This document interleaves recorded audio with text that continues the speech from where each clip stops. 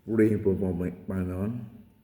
Salamat at narito po tayo sa aklat ng Joel.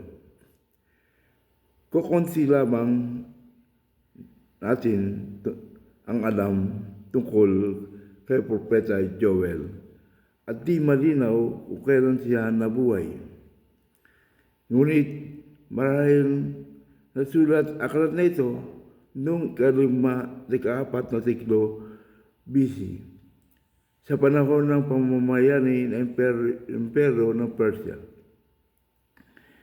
Inilarawan ni Joel ang nakakindig na panalakay ng mga balang at ang malubhang pagtuyot na nangyari sa Palestina.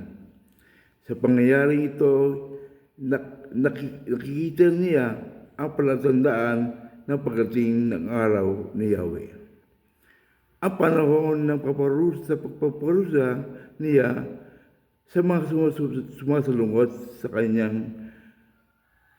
kanyang matuwid na kalooban. Ipapatid ng propeta ang panawagan ni Yahweh sa mga tao upang magsisi at ang pangako muling ibabalik at pagpapalain ang kanyang bayan.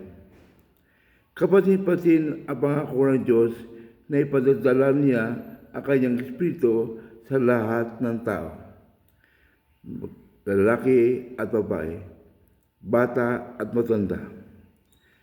Ang palalakay ng mga balang, ang pangakong muling ibabalik, ang araw ni Yahweh.